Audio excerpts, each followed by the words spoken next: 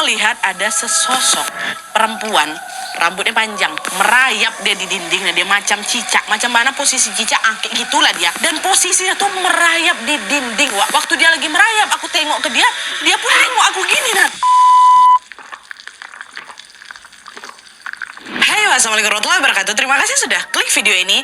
Di malam ini seperti biasa aku datang kembali menemani kalian dengan membawakan satu kisah horor Wawa spesial Nusantara. Sesuai urutannya, Wak, malam ini di part 179 KHW Nusantara kita sudah masuk ke Provinsi Papua Barat. Ya Allah ya Robby, aku tuh masih sering gak percaya tuh loh kalau KHW Nusantara kita nih ternyata udah sampai Papua Jawa. Ya Allah, cepat kali. Terima kasih buat Wawa yang sudah berkenan membagikan kisah horor kalian dari Sabang sampai udah mau habis ini, mau ke Merauke kita lagi. Sebentar lagi lengkap sudah, Wak, KHW Nusantara kita. Nggak kerasa KHW Nusantara kita mau selesai bentar lagi. Dan kisah malam ini tentunya aku akan membawakan satu cerita yang tidak kalah epik dari kisah-kisah sebelumnya, yaitu tentang pengalaman mistis Wawa kita pada saat dia mendapatkan teror dari sosok penghuni lahan kosong. Nah, plot twistnya di sini adalah sosok yang udah terlanjur marah sama Wawa kita ini ternyata nggak bisa nyerang si Wawa, Wak. Kenapa? Karena ada sesuatu yang lain yang lebih dulu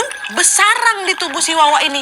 Bukan penjaganya, bukan. Ini sesuatu yang beda lagi lah gitu. Pokoknya, Wak, ini nggak pernah aku dapat KHW kisah yang kayak gini. Nah, penasaran kalian sampai kisah selengkapnya? Jadi tanpa berlama-lama kita langsung masuk aja ke ceritanya, Wak, ya. Check it out.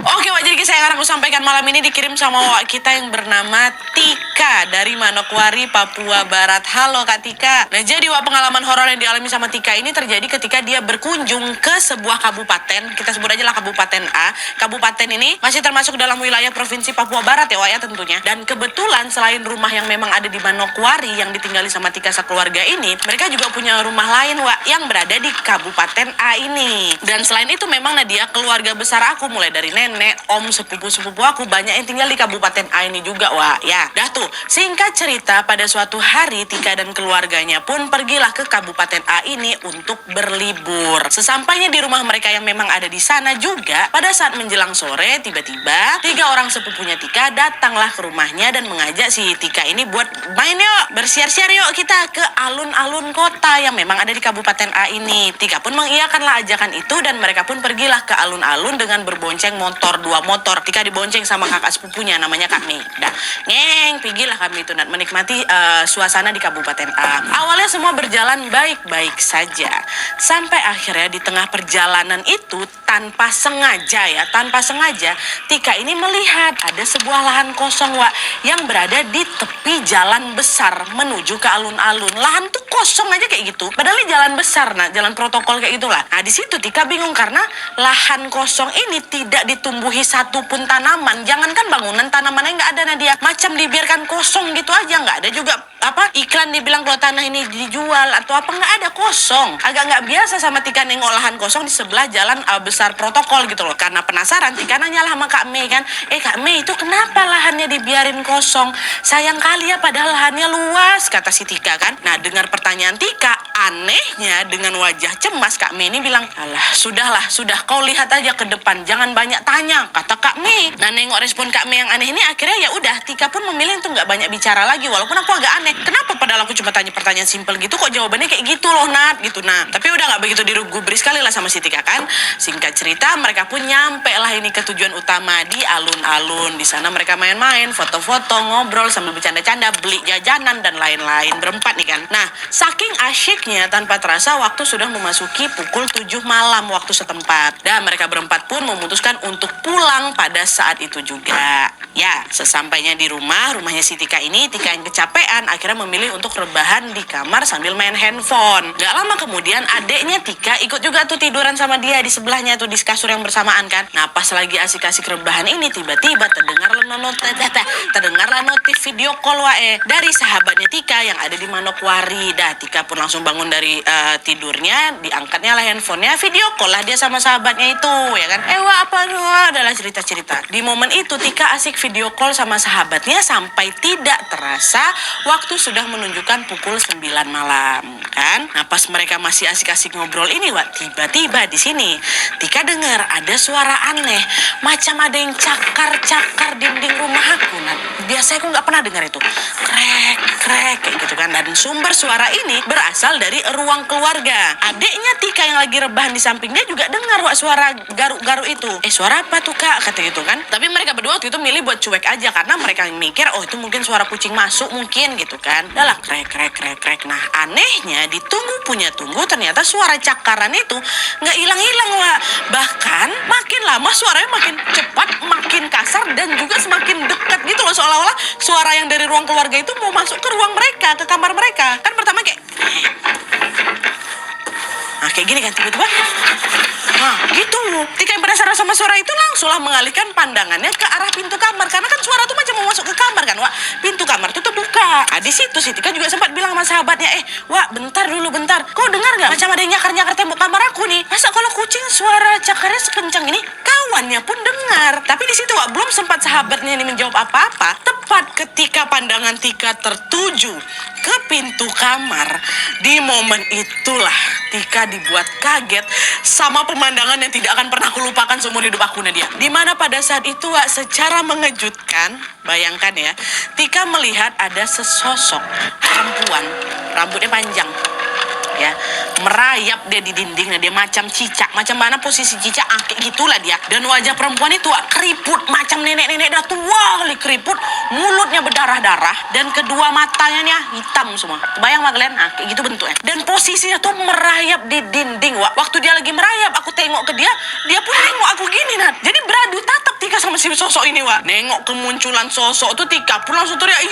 Tuhan, tolong ada setan, kata dia gitu kan. Nah dengar teriakan Tika, sahabatnya memang masih tersambung di video call itu ya ikutan panik juga. Tika aku kenapa ada apa katanya. Tika yang langsung ketakutan, shock bukan main itu pun langsung menangis histeris dan refleks langsung matikan video call. Teriak minta tolong. Nah kebetulan pada saat itu bapak sama mama Tika lagi nggak ada di rumah wak. Tika sama adiknya cuma berdua aja di rumah tuh. Tapi untungnya nenek mereka yang kebetulan tepat tinggal di belakang rumahnya Tika yang ada di Kabupaten A ini ternyata dengar cucunya jerit-jerit kan. Dan dengan panik neneknya pun langsung menghampiri Tika dan adiknya yang ada di kamar. Dan FYI pada saat itu wak, adiknya Tika ini juga melihat sosok perempuan yang merayap itu. Jadi nggak aku aja ngeliatnya dia, adik aku juga ikutan menjerit. Berarti nggak halus si Tika adik kan wak. Nah pas nenek mereka udah masuk ke dalam kamar melihat dua cucunya bergetar ketakutan, panik juga lah neneknya. Kenapa kalian cucu-cucuku? Kenapa kalian nangis kok kayak gini? Kalian nangis ya gitu kan. Waktu itu Tika sama adik udah nggak bisa ngomong lagi wak. Mereka cuma berpeluk aja berdua, dipeluknya juga si nenek ini sambil ikutan nangis juga. Dan nenek pun berusaha untuk menenangkan keduanya dan mengajak mereka berdua untuk ikut udah ke rumah nenek aja. Sesampainya di rumah nenek, Tika dan adiknya pun masih tetap bungkam wak. Mereka tuh saking shocknya jadi bingung mau ceritainnya tuh loh. Dan belum tenang juga, adiknya masih lah nangis, Tika masih nggak percaya dengan apa yang dilihat. Baru itu Nadia aku tengok setan kayak gitu tuh, mau sekali nengok udah langsung merayap kayak gitu wak. Ya Allah Tika. Nah waktu itu Tika ini macam berusaha untuk menenangkan dirinya dulu. Nenek juga nggak ada nanya-nanya lebih lanjut lagi. Dan Tika memilih untuk menunggu ayah sama mama mereka pulang. Tunggulah rumah nenek tuh udah baca-baca doa aja tuh Nadia. Nah ketika waktu sudah menunjukkan pukul 2 malam, barulah itu wak, kedua orang tuanya mereka balik. Ayah sama mama pun langsung menghampiri mereka ke rumah nenek. Tahu mereka ada di rumah nenek kan. Dan tepat disitulah akhirnya Tika bercerita tentang apa yang dia lihat tadi wak. Gini mama tadi ada tang tung diceritain sama si Tika. Nah setelah mendengar cerita dari Tika wak, mamanya Tika langsung dipeluknya lah Tika sama adiknya kan, sambil ngomong kayak gini, sudah sayang, sudah, jangan, ini anak saya, kata mama. Jangan, ini anak saya, tuh kata mama. Ingat dah. Singkat cerita, keesokan harinya ternyata mama ini mengundang seorang nenek. Nama nenek ini kita sebut aja lah Nek Mary kan. Nek Mary ini suruh datang ke rumah mereka. Usut punya usut, Nek Mary ini ternyata adalah orang yang memang paham dengan hal-hal mistis wak. Dan sesampai di rumah, Nek Mary ini pun langsunglah menemui Tika sama adiknya. Dan setelah mereka bertemu seketika, Nek Mary ini macam membacakan doa-doa sesuai dengan ajaran agama Kristen. Karena mereka semua juga sekeluarga agamanya Kristen wak. Udah doa lah sat. Setelah selesai berdoa, tiba-tiba Nek Mary ini bilang, anakku, khusus untuk Tika, badannya harus segera dibersihkan dulu ya. Karena memang ada hal-hal tak kasat mata yang udah terlanjur melekat di tubuh kamu. Jadi besok sore nenek datang lagi ke sini buat mandiin Tika. Ya, itu kata nenek. Jadi gak cuma sekedar didoakan, harus dibersihkan Tika ini. Adiknya udah selesai gitu loh. Nah, mendengar ucapan Nek Mary, Tika sama keluarganya pun setuju-setuju aja. Gak lama kemudian Nek Mary pun akhirnya pulang lah, Wak. Dan Tika memilih untuk istirahat. Terus, saat waktu menunjukkan pukul 4 sore, Tika nih terbangun mau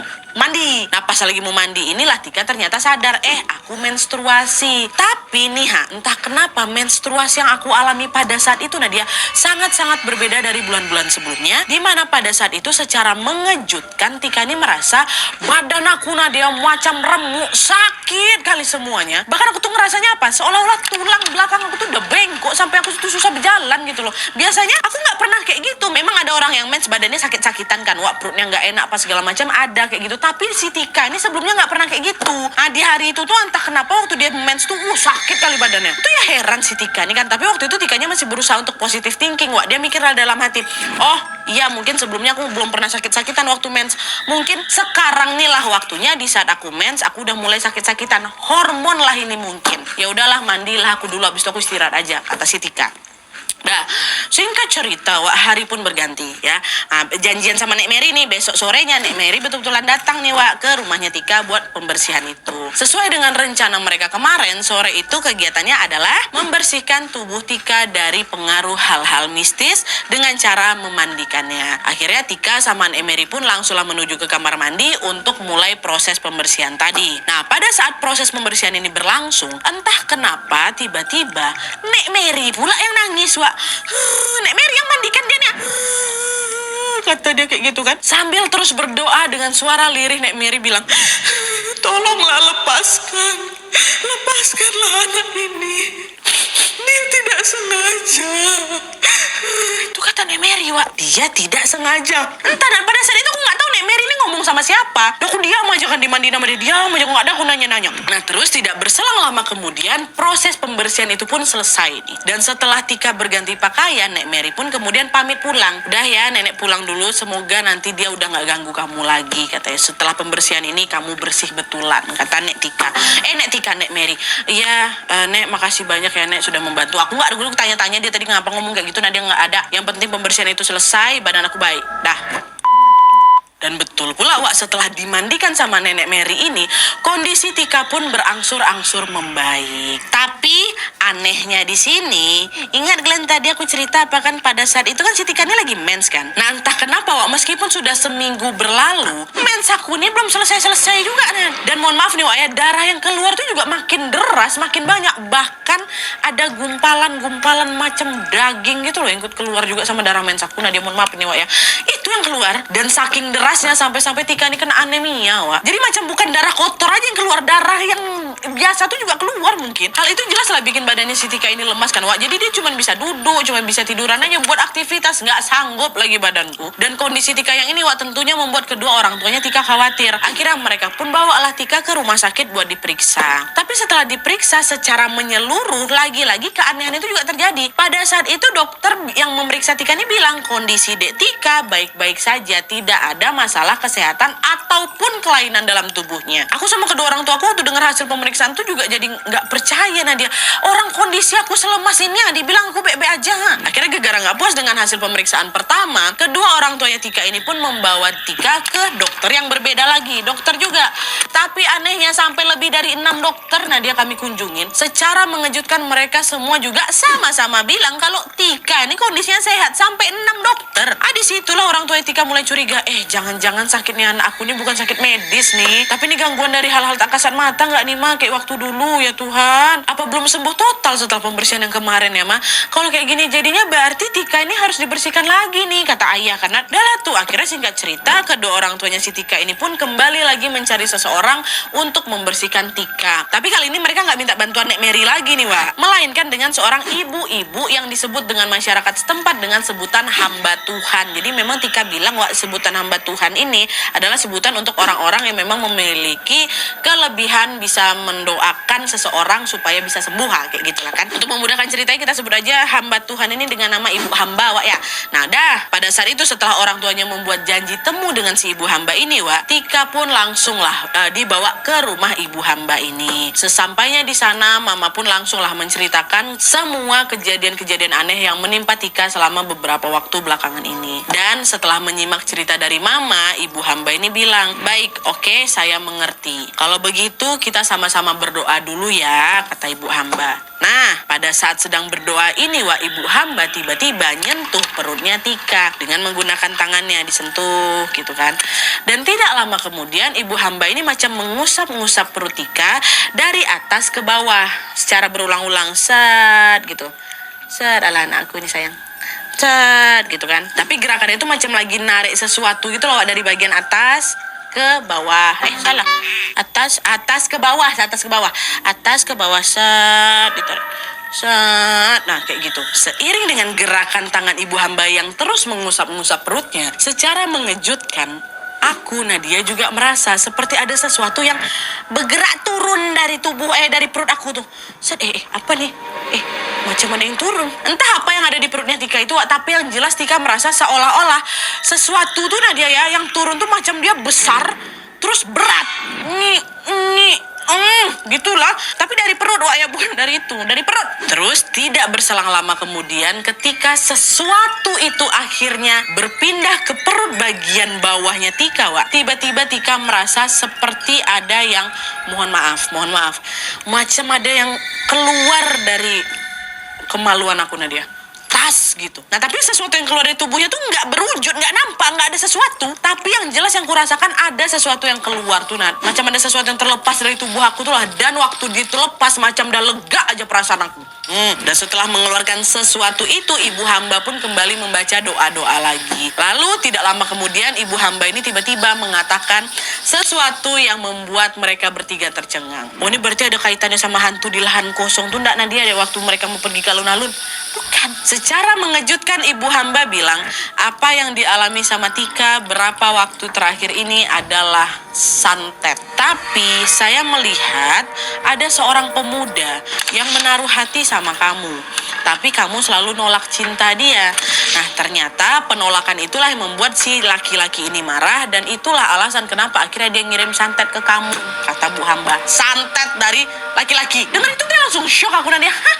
Santet? Sebentar dulu, Bu, bentar, saya mau tanya nih, apakah laki-laki yang Ibu maksud itu adalah laki-laki yang bersahabat baik dengan saya, kata si Tika kan? Karena jujur, Ibu, ya, waktu kita berdoa tadi, entah kenapa dalam pikiran saya muncullah wajah dia tuh, kata Tika. Nah, sambil tersenyum tipis, Ibu Hamba tuh jawab, iya, betul, Nak. Laki-laki itulah orangnya.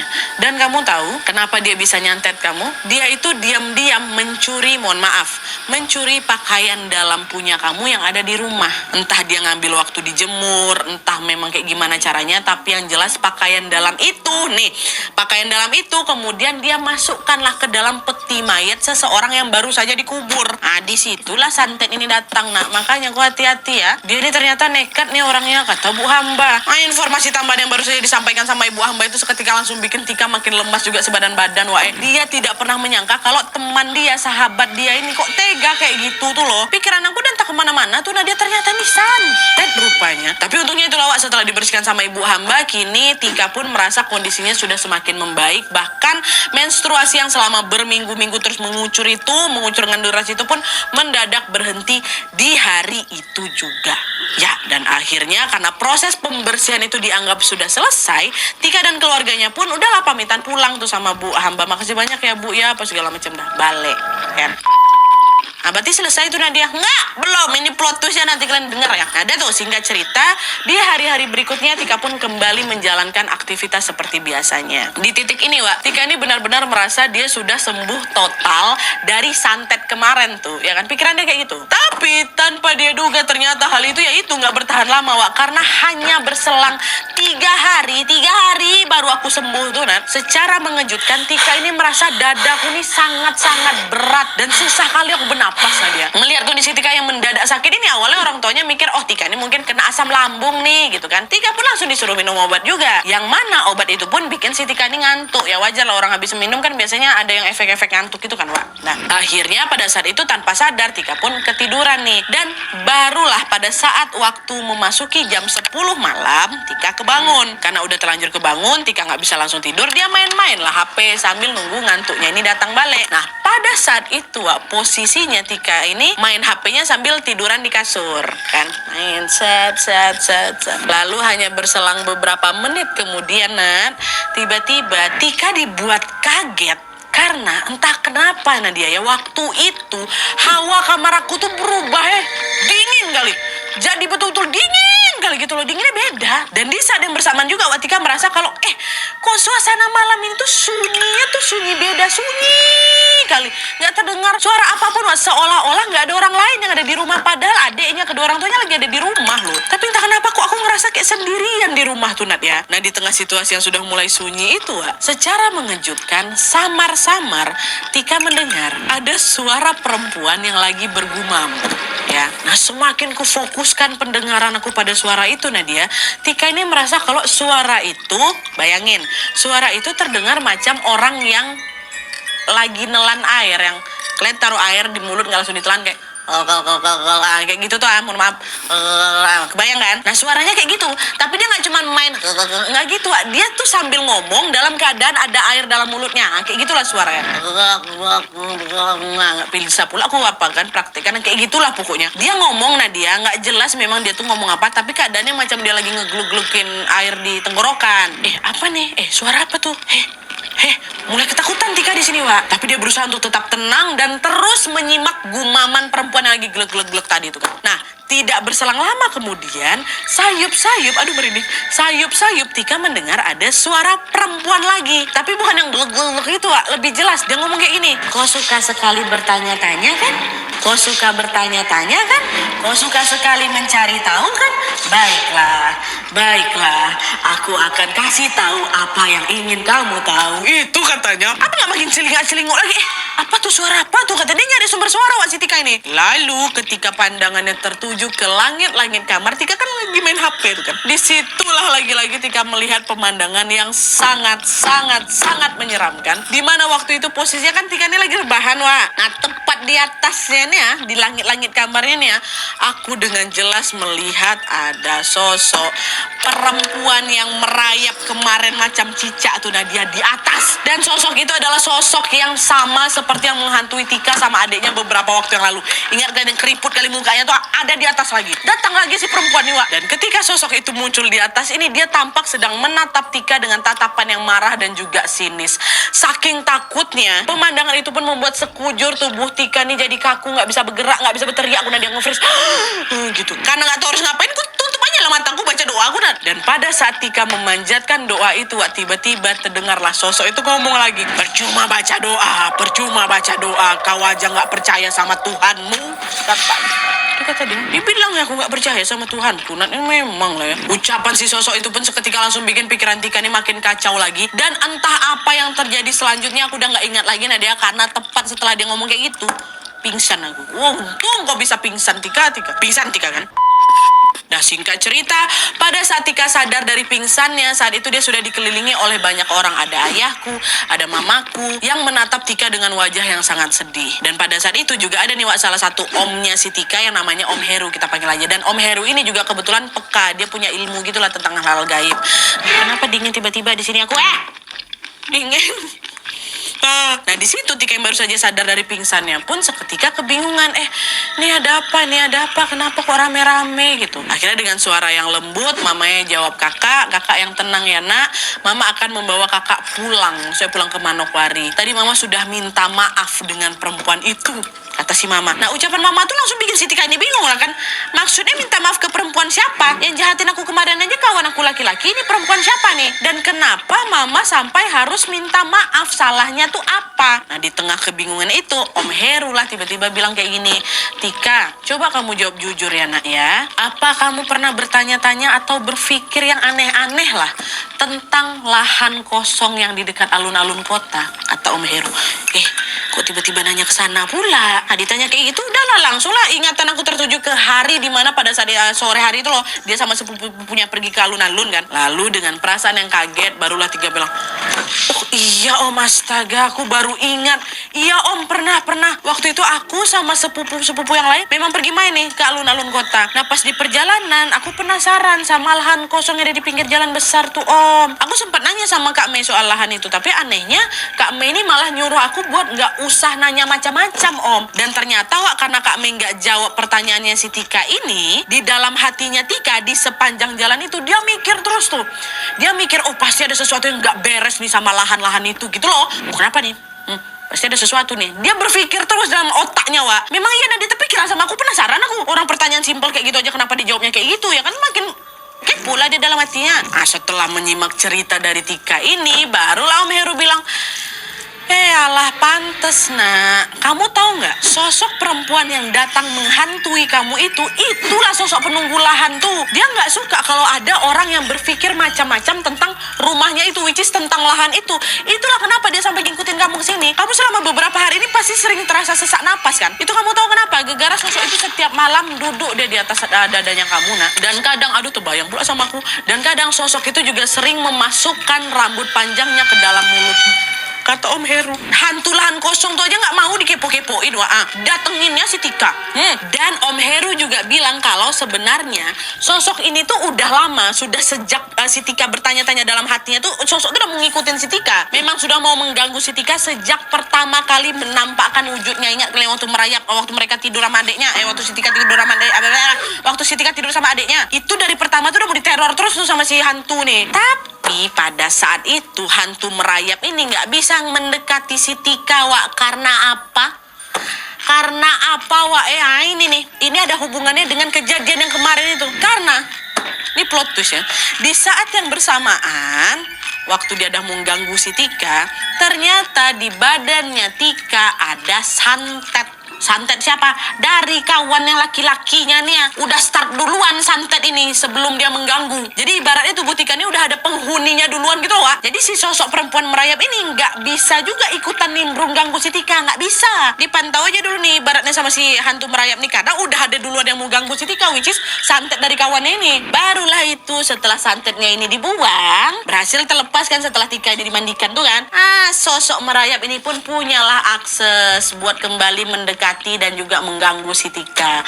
Ngerti kalian sampai sini kan? Harus gantian, nggak bisa sama-sama kalian ganggu si Tikanya. Kayak gitulah ibaratnya. Dan sebenarnya juga nih, Wak, ya, ketika sosok itu muncul untuk yang kedua kalinya itu, yang waktu dia di atas langit-langit itu, di situ dia udah mau nyerang Tika, Wak. Tapi untungnya mamanya Tika yang pada saat itu lagi ada di luar, mendadak perasaannya nggak enak, Wak. Karena mamanya ini tiba-tiba mendengar suara bapaknya mama yang sudah meninggal tuh, which is kakek Tika tuh ngomong, pulang. Katanya di rumah ada yang ngeganggu, cepat pulang. Ada berdapat bisikan itu. Disitulah mamanya pun langsung tancap gas balik ke rumah. Dan sesampai di rumah ya itulah mamanya nengok anaknya pingsan. Akhirnya tanpa menunggu waktu yang lama, mamanya pun langsung nelpon Om Heru di situ. Pokoknya entah apa yang dilakukan sama Om Heru sama mama pada saat itu, tapi yang jelas ketika Tika ini masih pingsan, Om Heru nih sempat, Wak, nganterin mama langsung datang ke lahan kosong dekat alun-alun tuh. Di sanalah dari kejauhan mamanya Tika ini bilang, mohon maafkan anak saya, dia tidak tahu apa-apa tentang kamu karena dia masih baru di sini, katanya. Itulah kenapa mama bilang mama sudah minta maaf ke perempuan itu. Mama langsung minta maaf, Wak, waktu si Tika ini lagi pingsan. Dan karena memang permintaan maaf mama ini dirasa sangat tulus, sangat ikhlas gitu kan, sangat menyesal, akhirnya si sosok perempuan ini pun katanya luluh, Wak, dan dia pun berkenan untuk memaafkan Tika. Dan sejak saat itulah gangguan yang memang selama ini meneror aku, Nadia, reda. Cuma gara-gara aku kepo kenapa lahan tuh kosong. Diikutin aku. Dia nggak suka. Ngapa kok nanya-nanya tempat aku? Hati-hati, hantu aja sesensitif itu, Wak. Apalagi ya, Wak.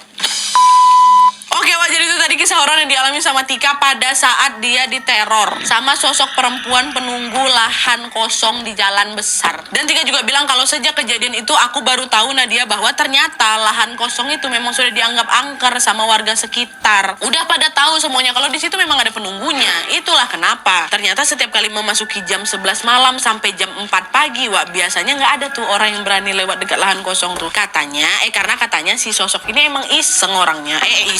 Iseng hantunya. Dia memang sering ngeganggu orang dan juga kelewatan. Wak, pernah lo sampai banyak orang dibuat kecelakaan di situ. Dan inilah, ini agak seram juga sih. Seremnya lagi, kata Tika, hampir semua korban kecelakaan itu, hampir semuanya selalu ditemukan dalam kondisi sebelah mata mereka tercongkel. Ya Allah.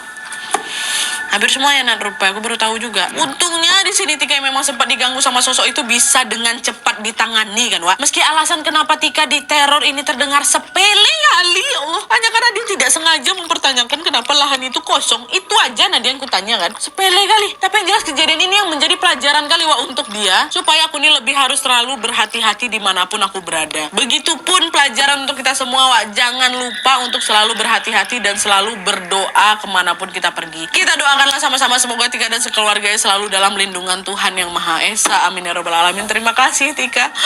Terima kasih ceritanya. Pembuka di Provinsi Papua epic. Mantap.